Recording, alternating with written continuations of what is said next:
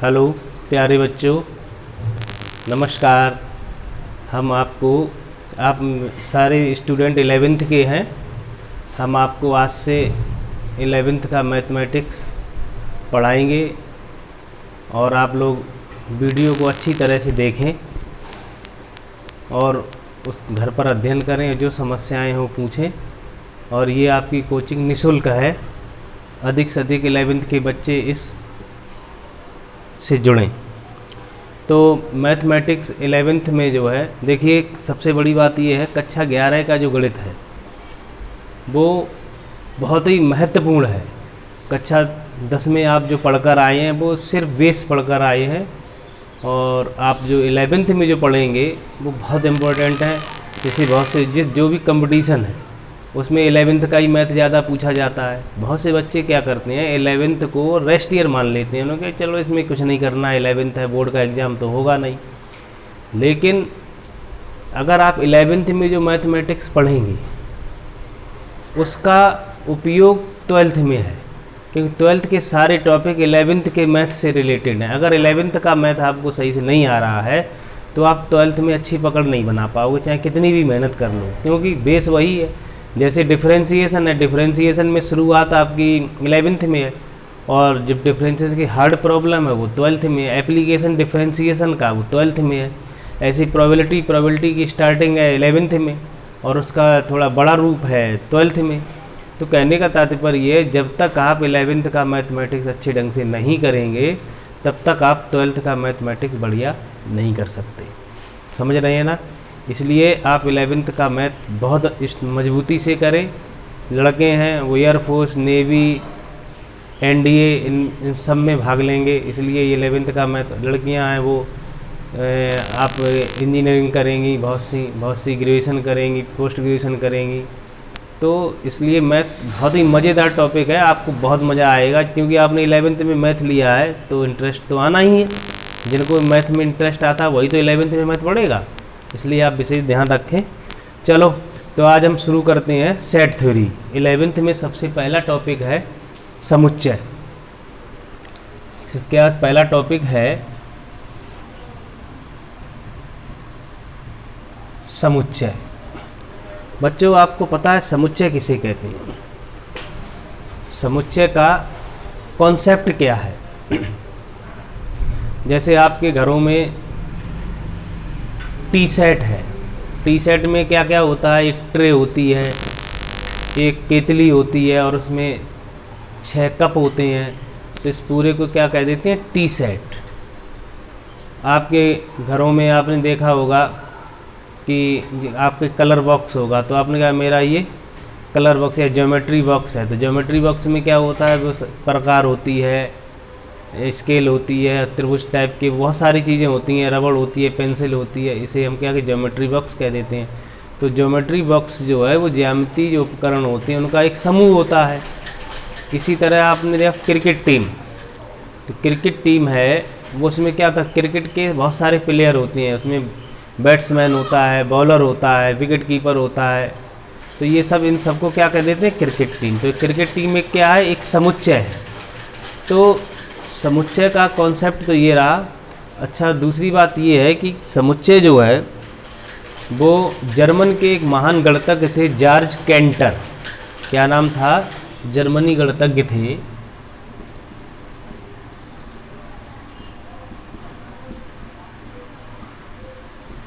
George canter. ये जो George canter थे, ये त्रिकोणमिति में इन्होंने बहुत काम किया है। ट्रिग्नोमेट्री में इन्होंने बहुत सारा काम किया है। तो ये त्रिकोणमिति में जब काम कर रहे थे, उसकी समस्याओं को हल कर रहे हैं, तो इनका परिचय समुच्चय से हुआ। कुछ ऐसी चीज़ें आई वहाँ पर, ऐसी इक्वेशंस आई, ऐसे सेट्स आए, तो इन्होंने वहीं समुच्चय से इनका परिचय हुआ। फिर इन्होंने समुच्चय के में बहुत अच्छा काम किया। तो श्रेय इन्हीं को जाता है कि समुच्चय के सिद्धांत किसने बनाए? जॉर्ज कैंटर ने। ये जर्मन के गणितज्ञ थे। जॉर्ज कैंटर जर्मन के गणितज्ञ थे।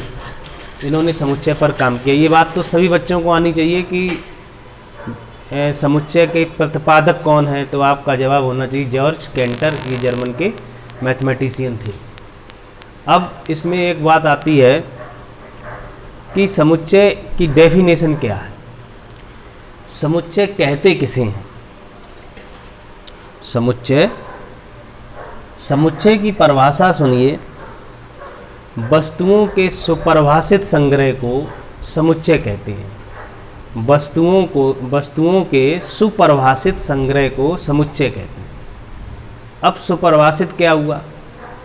सुपरिभाषित का मतलब हुआ कि जो भी समुच्चय है उसके अंदर जितने भी एलिमेंट हैं वो एक ही तरह से परिभाषित होने चाहिए। जैसे आपको हमने बताया कि भारत के स्वतंत्र भारत के प्रधानमंत्रियों का समुच्चय, स्वतंत्र भारत के प्रधानमंत्रियों का समुच्चय समूह एक समुच्चय है। क्यों है? कि जो उसके अंदर जैसे जवाहरलाल नेहरू हुए और क्या नाम आपके लाल बहादुर शास्त्री हुए, अटल बिहारी वाजपेयी, नरेंद्र मोदी हैं, ये सब ये स्वतंत्र भारत के क्या हैं? ये प्रधानमंत्री हैं। तो इनमें सुपरिभाषित शब्द क्या हुआ? स्वतंत्र भारत के प्रधानमंत्री। अब जैसे आपसे ये कहा जाए कि एक कमरे में कुछ बच्चे बैठे हैं और हम कह दें ये कक्षा 11 है, तो कक्षा 11 जो है ये स्टूडेंटों का समुच्चय है। तो कक्षा 11 इसमें एक सुपरिभाषित शब्द हो गया, क्योंकि ये क्लास 11th के ही स्टूडेंट, अगर इसमें 12th का भी हो जाए, इसमें 10th के भी स्टूडेंट शामिल हो जाए तो ये सुपरिभाषित नहीं रहेगा, तो हम इसे कक्षा 11 का समुच्चय नहीं कह पाएंगे। कॉलेज है वो भी स्टूडेंटों का समुच्चय है, उसमें हर श्रेणी के जैसे 6 के 7th के 8th के 9th 11th 12th इन सब के बच्चे हैं, तो वो बच्चों का समुच्चय हो गया। तो सुपरिभाषित का मतलब आप समझ रहे होंगे, तो आप लिख लीजिए समुच्चय वस्तुओं के सुपरिभाषित संग्रह को समुच्चय कहते हैं। और सुनिए, समुच्चय को प्रदर्शित करने के लिए कोई कैपिटल अक्षर का हम प्रयोग करते हैं। जैसे मान लिया कैपिटल A इक्वल टू और एक करली ब्रैकेट, इसे करली ब्रैकेट बोलते हैं, अपने लोग कहते हैं मझला कोष्ठक। जैसे हमने लिखा AEIOU, तो ये एक समुच्चय, ये है स्वरों का, अंग्रेजी वर्णमाला के स्वरों का समुच्चय। अंग्रेजी वर्णमाला के स्वरों का समुच्चय। तो इसमें सबसे पहले देखिए, समुच्चय को प्रदर्शित करने के लिए हम एक कैपिटल अंग्रेजी वर्णमाला का एक कैपिटल लेटर से प्रदर्शित करते हैं और एक मझला कोष्ठक के अंदर जो भी अवयव लिखे जाएंगे उन्हें हम एलिमेंट बोलते हैं। तो अंग्रेजी वर्णमाला के स्वरों का समुच्चय। तो आपसे कोई ये पूछे समुच्चय के एलिमेंट कौन कौन से हैं, तो आप बताएंगे AEIOU, ये इसके एलिमेंट हैं। और ये मझले ब्रैकेट से इसे प्रकट करते हैं और एक कैपिटल अक्षर से मझले ब्रैकेट के अंदर, इसमें अंदर कोमा और लगाते हैं, इसे विशेष ध्यान दीजिए, ठीक है ना। अब एक बात आई, हम इसमें कहें A है और यहाँ कैपिटल A लिख दिया, तो हम कहेंगे स्मॉल a समुच्चय A का अवयव है। A मीन्स कैपिटल A, तो A is belongs to capital A, E is belongs to capital A, I is belongs to capital A, इसी तरह O is belongs to capital A, U is belongs to capital A। अगर हम कहते हैं B, small b is not belongs to capital A, क्योंकि B इसमें है ही नहीं, B इसका अवयव है ही नहीं। तो ये बात बिलोंग्स के निशान का मतलब समझ में आ रहा है। बिलोंग का ये चिन्ह होता है, बिलोंग्स समझ रहे, ये पेन है, ये मतलब मार्कर मेरा है, तो हम कहेंगे दिस पेन या this marker is belongs to me, ये मार्कर मेरा है। तो यानी ये एलिमेंट बिलोंग्स कैपिटल A को करेंगे, तो इसका मतलब हुआ कि small a is belongs to, E is belongs to A, I is belongs to A, ऐसी सारी। तो इस तरह है, इसे आप नोट भी करते रहना तो आपकी समझ में आ रहा होगा। अब इसमें एक चीज़ आती है कि समुच्चय का निरूपण, समुच्चय का निरूपण और आता है, वो देखें।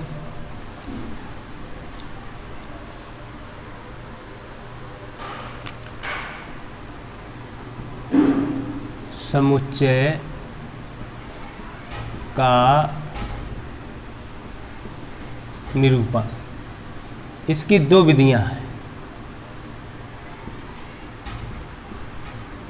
एक तालिका विधि,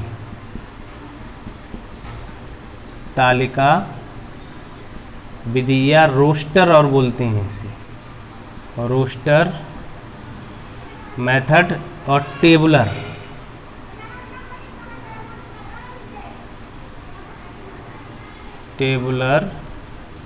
मेथड। इसे बोलते हैं समुच्चय निर्माण विधि, बिल्ड मेथड। बिल्डर है इसे सेट बिल्डर बोलते हैं, इसे set builder, BUILDER builder set method से। तो इससे समुच्चय का हम क्या करते हैं, निरूपण करते हैं। अब इसके लिए एक मुख्य पॉइंट आता है, यहाँ पे शायद दिख रहा होगा आपको, लिखा हुआ दिख रहा है। तो यहाँ पर कुछ नोटेशंस होते हैं, जैसे एन होता है नेचुरल नंबर, प्राकृतिक संख्या। प्राकृतिक संख्याएं आपको मालूम है 1 2 3 4 5 डॉट डॉट डॉट, ये नेचुरल नंबर है। इसके बाद आता है जेड। जेड होता है, जेड पूर्णांकों का समुच्चय। जेड जो है वो पूर्णांकों का समुच्चय है। तो देखिए सबसे पहले एक होल नंबर जेड जो है ऐसे आप लिखें 1 2, 0 भी उसमें शामिल होता है, 0 +- 1 +-2 +-3 डॉट डॉट डॉट, ये रहा। अच्छा, एक होल नंबर और आता है, होल नंबर में 0 शामिल होता है, होल नंबर में 0 शामिल होता है, उसमें 0 होता है 1 2 3 4 5, यानी जो भी नेचुरल नंबर है उसमें आप 0 लगा देंगे तो उसे होल नंबर कहेंगे। और जो ये जेड है ये पूर्णांक है। इसमें अगर आपसे ये कह दिया जाए जेड प्लस, तो इसका मतलब 0 1 2 3 4 डॉट डॉट। आपसे कह दिया जेड माइनस, तो 0 -1 -2 -3 डॉट डॉट डॉट। तो ये जो है आपका ऋण पूर्णांक हो गया और ये धन पूर्णांक हो गया। इसे आप नोट कर लें। इसमें कुछ चीज़ें और अभी हम आपको बताएंगे, नोट करिए। इसमें एक और आता है क्यू। क्यू है, क्यू क्या होता है, परमेय संख्याओं का समुच्चय। परमेय संख्याओं का समुच्चय। इसे हम क्या करते हैं, आपको मालूम परमेय संख्या क्या होती है, जिसे हम P/Q के रूप में लिख दें, जबकि Q is not equal to 0। ये Q होता है वो परमेय संख्याओं का समुच्चय होता है। और W जो है होल नंबर यानी पूर्ण संख्याओं का समुच्चय, जैसे 0 1 2 3 डॉट डॉट। देखिए धन पूर्णांक कहाँ गया ये, और होल नंबर।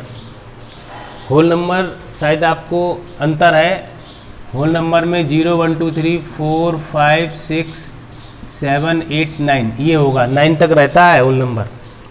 पूर्ण संख्याएं 0 1 2 3 4 5 6 7 8 9, इसमें 10 नहीं आएगा। और जबकि जेड प्लस यानी धन पूर्णांकों समुच्चय में 0 1 2 3 4 डॉट डॉट डॉट, यानी 90 91 92 1 लाख, जो भी जितनी संख्या अनंत तक जाएंगी। तो ये इसमें आप अंतर को समझें, इसमें आप अंतर को पढ़ें। और इसमें आपके पास अजय अग्रवाल की बुक होगी या NCERT की बुक, उसे आप जरूर पढ़िए, ठीक है।